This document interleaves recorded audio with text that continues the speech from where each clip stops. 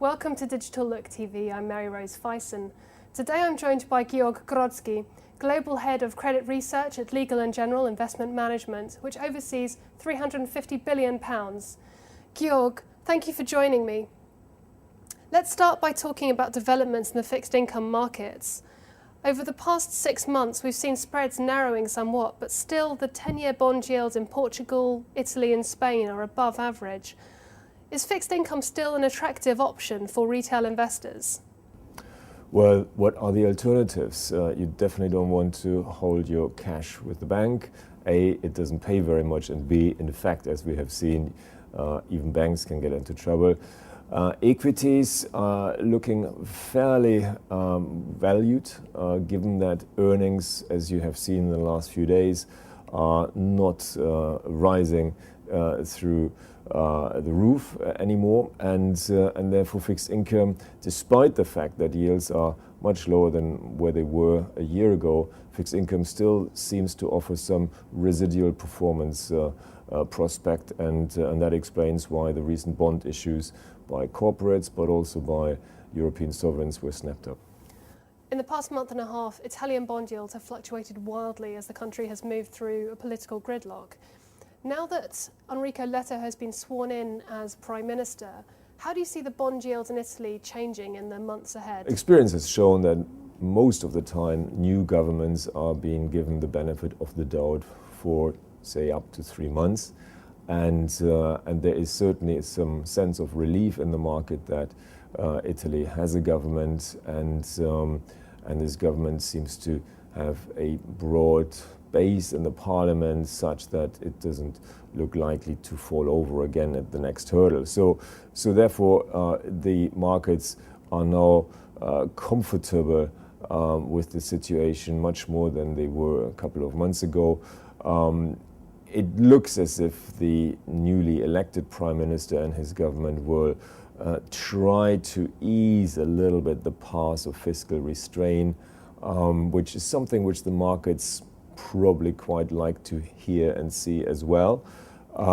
But he's not going to do that in a way which will throw overboard all the lessons learned a few years ago. So he may actually be not a bad choice and pursue policies which are the right mix for everybody. So I would guess that Italian bond yields, barring any major surprises, will perform reasonably well on the back of the appointment of the new government.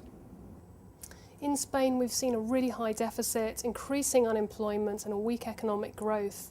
What are the prospects for the bond yields there, and what are the likely contagion effects for neighbouring countries?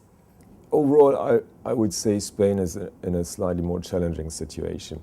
Yes, their government has been in place for a while, and has also at least another couple of years to rule, but the economic challenges are formidable, and even more so than in Italy. Why? The housing market, as we have learned from one of the leading rating agencies, will apparently take another 5 years to find a bottom. The overhang of unsold complete homes is weighing on the market, so construction activity is going to remain subdued. B, the banks are still challenged and are unlikely to provide much support to the economy, and we have this army of unemployed people who are desperate to find a place in the economy, but I don't see the uptick in corporate investment in the near term, which could employ these many youngsters in particular. And so the mood in Spain will probably get more tense as we go through the year, and the sense of unease will probably rise, and it will put the government to the test. In June, the German Constitutional Court is due to rule on the European bond buying programme and whether it needs to be amended or not.